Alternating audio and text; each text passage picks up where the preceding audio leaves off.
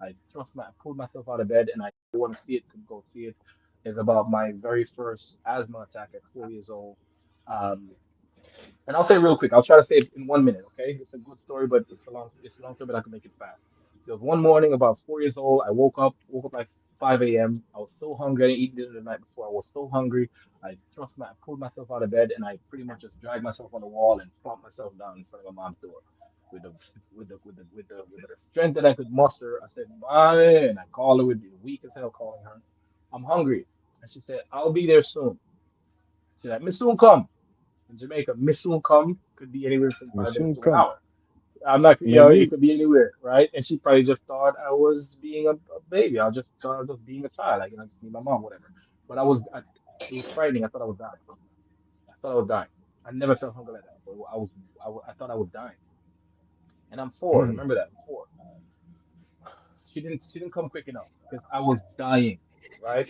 So I, I, Yeah, she didn't come quick enough. Me not soon no, enough. not soon enough, bro. I was dying. I remember my soul chose this. And also I told you I saw the first 13 years of my life. I saw what was gonna happen. There's so much I didn't get to say today, but I saw the whole thing, okay? I saw up to 13. Anyway, um, and the reason I was said last week, I'm trying to cram everything together, right? The reason I went into my mom 2 weeks before she had me, what I've mentioned last week, is that she was going through something, and if I would have gone into her too early, it could affect it could alter and affect the trajectory of that um you know how it could affect her, number one. And the frequency of my soul could have done something to her. It could have been bad for her and for me, right? There was something she was going through. And also, I have to be the soul's advocate, bro. I can't hide anything. I have to be truthful because this can help people. I can't speak for her, but what I can say is I don't think she wanted the pregnancy for her own reasons, because she's a soul also. She's a victim also. She wasn't raised either. She didn't get love also. She's also, everyone is a victim in this thing, guys. As far as the human experience goes, they don't, not knowing that you're a god in this world here, every victim is justified in their own right. Something happened to me, bro. You can't tell me I'm not fulfilling, because that's where they are. And we who know more have to just live accordingly and just, give forgiveness. But she has her own right to feel the way she did, but she didn't want the pregnancy, and that's why. But anyway, so a lot of this stuff coming, it blocked the amount of empathy I would receive, and certain things happen where I was supposed to be left out to feel abandoned because it was supposed to be for the greater good of my soul. So it's okay. So the asthma attack happened. So I went to so my mom wasn't coming quick enough. Bro, I could smell ripe mangoes. There was my grandmother used to get ripe mangoes Saturday nights at the market, and that was our cue. Me and my brothers, that was our cue to know that grab food. They did food shopping last night, right? Because that was Saturday night food shopping. Sunday morning, you go in the kitchen. There's like 3 dozen ripe mangoes on the counter, right? We didn't refrigerator, so you can smell that just pulsating through the fucking house, fumigating through the house, and I'm like, and we grew up in such fear. Kids, I wasn't allowed to go on a counter to pick up no damn mango. I couldn't do that. I would be in trouble. So it was plaguing my mind. So I'm starving and I smell the mango, and you're not coming quick enough. What the hell going on? And I think the damn smell of the mangoes made me even more, hungry. And and the fact that I couldn't climb up on the counter it was just a non-deal. It was not a part of the deal. It was never an option. So I did what I had control over. Now I don't know. You're from Puerto Rico. I'm not sure if you guys have this in Puerto Rico, but we have in Jamaica. In Jamaica, we have these outdoor. They look like swimming. It would be like not necessarily the concept of swimming pools, but similar. It's water tanks. They build with concrete above the ground, and some of them, which are cheaper, they dig a pit in the ground and they build it that way. They use cement build it that way. We had one that was taller. We had to go up like 10 different steps to go up top, catch the water. They have like a metal pan with a rope on it. You throw it in there, get the water out, right? You know that if you grew up poor, you know that when you're starving and you have nothing or you have no one, let's say your mom's at work or whatever reason, people who grew up in poverty can attest to this. The one thing you always have control over is water. And it was always abundant. You always have water. So we didn't have running water in Jamaica, but that was the water, right? Clean water. But the thing is, kids are not allowed on this tank for obvious reasons. It's dangerous. You can't go up there, right? I just knew that I couldn't go up there because I'm a kid and I can die if I fall in there. That's all I could think of, though. But it wasn't really clear as to why I couldn't do it. Because if the pan is right there, why can't I just do it? If I physically can do it, and you won't catch me, if you're not gonna catch me, I physically can do it. So I'm gonna. And you know me, I was always that curious kid, Yeah. and that was my first encounter with abandonment. And I went to go and survive. I had to survive. We're survival creatures. I had to survive. I was starving, and you're my mother. I need empathy. I need you right now. And you know what I'm saying? You're not here. I gotta live because you got the fucking milk and you got the damn mangoes and shit, and I'm out here and I gotta go. All right, and you had to survive. So I went out and I climbed up on the tank. I looked around. I was smart enough to look around to see the neighbor was there. He wasn't, thank God. I got up because if that guy caught me that morning, bro, hunger would be the least of my problems, right? So he wasn't there. I got up to the tank and I grabbed the pan to put it in the tank, and thankfully, bro, it was half. It was like almost full, and I was like, whoa!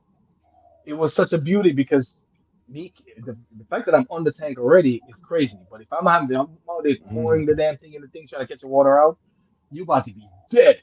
So it was water in there, and I remember the jolt of energy that went through my hands from feeling the cold metal pan with the overnight dew, with the wet, that cold sweat on the outside, and it gave me energy, bro. Like I felt the shock through my hands. That's how exciting it was. It was close. It was damn near food. You could taste the damn mustard in the damn. It was so good. It was, you know. So I took up the Yeah. pan, bro, and I ran. I quickly ran down the steps. Um, and I was so excited because again, we are gods, and we are, as like I told you before, coffee doesn't affect me, my sleep or whatever.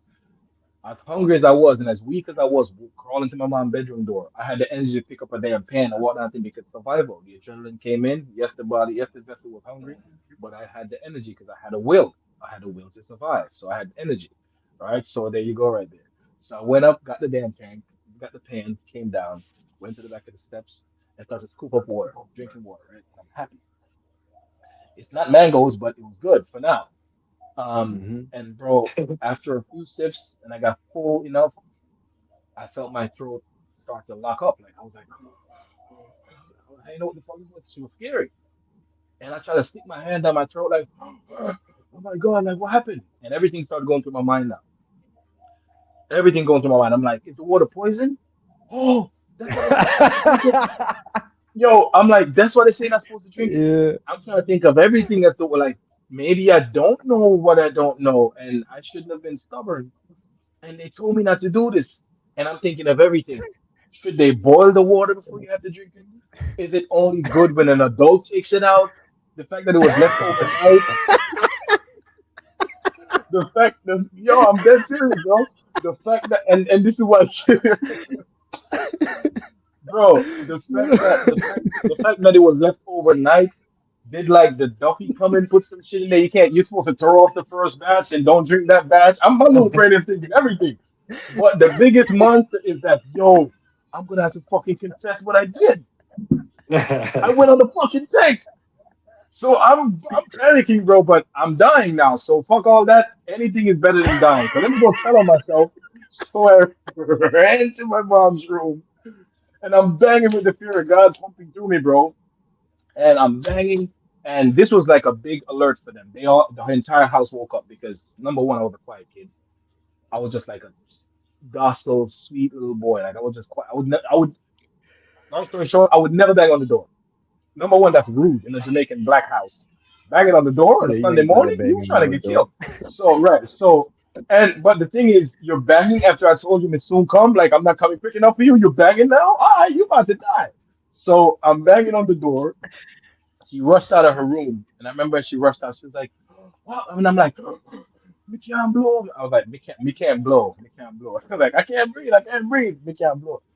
And she was like, "Oh my God, Jesus Christ!" And everybody thought, yeah. My grandmother came out praying. My uncle came out. What happened? What happened? My uncle rushed out front. That's the uncle that I came in the same family with from the other side. Mm. My mother's younger brother. He lives in the back room. My grandmother is in her front room. Whatever. So everybody woke up. The excitement. My dad came out. What happened to him? What happened? I can't breathe. I can't breathe. My mom started praying. Everybody fucking scared the shit out of me. You know what I'm saying? And I'm like, nigga, I can't breathe. What's going on here? And um, it was just so dramatic, bro. Like my eyes was locking up, and my throat got dry from trying to breathe, and it was like, what the fuck? My nigga figure something out, And they just praying and shit. I'm like, that prayer not working, bro. I can't breathe, and it was so scary, bro. And Yeah. then all I remember after that was my dad picking me up on his back. My uncle's haul assing down the street to go up this of the main road to get a taxi on a Sunday morning in a freaking rural village in the back of somewhere in Jamaica. There's no such thing. Mm. Yeah. But somebody would be driving by. A kid is having whatever, but somebody's gonna drive him. Even if it's a farmer, even if they're going to church, they're gonna drive him. That's one thing we have back home, by the way. As much as people might argue and bicker, when something happens, people get together. Yeah. And People I come don't together. remember. Yeah. Yeah. Yeah, and I don't remember what happened. Naturally, the trauma, the brain protects you from that trauma. So I don't remember what happened after that. As far as the car goes, I don't remember how I got to the hospital. But what I remember next is, and this is interesting, how you remember the attention that people gave you, even if the attention wasn't helping. You remember the attention that you got. But I don't remember getting in the car and getting to the hospital. You said the brain blocks you from that, but you let you remember your dad coming and saying, "What's going on?" My mom praying, all that stuff I remember Hmm. clearly. Um, um, So I remember my dad throwing me on his back and running up the hill to get to the main road because we lived down in like a ravine, deep ravine, and we had to run up to the main road where the taxi would drive. And I remember my dad carrying me up the hill, and mind you, they were young parents too. Like he was 23 when he had me, or 24. My mom was 22. They were kids. They were high school sweethearts. They're kids. They know what they were doing. I mean, imagine young kids just having fun, and here comes the baby. You know what I'm saying? And they didn't budget for an asthma attack one random Sunday morning. They just thought, people have kids, and whatever. Nobody even think of those things. But asthma was a different thing. Um, and so my mom was running behind me praying. My grandma's praying. Everybody coming out. The neighbors coming. Everybody looking. And my dad had me on his back. And what the guy kept saying to me, bro, was rest, man. He was shaking me too, like, yo, rest, man, rest, relax, just relax. And I'm like in his ear. So this is the traumatic part here that was so rough.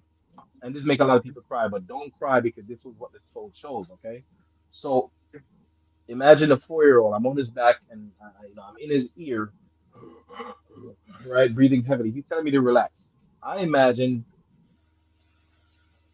he was annoyed, right? It's like, yo, bro, don't remind me of the fact that my baby is dying and I don't know what the fuck to do. I don't even have a car. He probably was mad at himself for not being, to do more in the situation. You know what I'm saying, and he has a story too. You know what I'm saying? So I've always been able Hmm. to look at the other person's perspective, and I could just never hold anger towards people. I just, I think I always said I've been blessed with knowing too much, right? Like I just can't sit there in bliss and be angry like most people because I know better. You know what I'm saying? And then you only have Hmm. yourself to soothe yourself because you Yeah. know Yeah. better. When you know That better. person Yeah. cannot give you what Yeah. they don't have. I know better. You know what I'm saying? He doesn't know Hmm. what he's doing. And it's like two young parents, uneducated, living in a poor area and they don't know what to do. Now they gotta find a taxi and the kid is dying. And I'm sure they're thinking like, yo, our baby died. And we're just gonna walk and see what happened and hopefully these prayers work, but that's all they had. And I remember when the asthma calmed down, I couldn't breathe. And I was like, yo, bro, I can't breathe. Tell me to relax. That's simply what an asthma attack is. You can't relax. Right? So here I'm not trying to calm down, trying to rest, like he said, to not annoy him while, you know what I'm saying? Like, I'm not doing this. I'm not putting this on. This is happening to me, and I'm trying to keep quiet and not annoy him further. I'm trying to rest to please him. And it was just rough. That energy was a part of the strep throat all these years. Then, a little shortly after that, he died. But before we got up to we got to the end of the top of the hill, the neighbor came out. This lady, very sweet lady. I never forgot her for this. I loved her all my life because of this morning. She always treated me like she always gave me very much the love that I needed. She would give it to me, right? She was a neighbor, but she would give me that. She's always been nice to me. And she came out, and I remember her voice. She said, "Are you okay, baby?" Oh, man, you know what? I'm not okay. And I'm trying to tell these niggas that, I can't fucking breathe. And this one's telling me to relax. And So you get it. You know what? I'm not okay, and I can't breathe, and you know Yeah, what? yeah, And God damn it, I want one of the fucking mangoes. Shit, and that's when I calmed down. When she said, "Are you okay, baby?" I calmed down. yeah, Isn't that yeah, interesting? Just from yeah, getting that empathy from somebody, it yeah, reassured me so much, and that's always been the case for me, bro. Like the power in a sweet feminine woman's voice just being sweet to you, it always done something for me. Maybe going right back to that moment, but that calmed me down that morning. And then fast yeah. forward now, then he died, and I never let go of that energy. So seeing him in the OBE that day in the pool in the water, but he kept holding my head down under the water. I couldn't fucking breathe in the water, and Reliving that. that's what I was holding against him all this time, and that's why he wouldn't come to me. And then he came to Yeah. me, and then he showed it to me, right? And then this is 2 nights ago, so I'm gonna travel tonight, and I know I'm gonna see him tonight. I'm gonna be able to tell you tomorrow. I know I'm gonna. Well, hopefully, let me not say it. Might Yeah, we'll happen have to tomorrow, have you back on next week. Yeah. and I'll We'll have to tell you have you if it back if it on. happens. But Yeah. that's why I couldn't Yeah. access him. Isn't that interesting how the subconscious works? Him holding my head down in the water. Yeah. Yeah. That's how it works. That's Yeah. That crazy, was the bro. block. Yeah. Yeah. But you're doing a great job, Fabian, at analyzing these experiences for yourself and getting the Yeah, insights man. from them and interpreting things and understanding and connecting the dots. Like everything that Yeah, you're saying and all your revelations are spot on yeah, for sure. And yeah, very man. powerful, man. And that's Very what I call the powerful. gift. That's what I call the gift. I'm not saying I'm the smartest person in the world, but I'm very analytical and I'm very.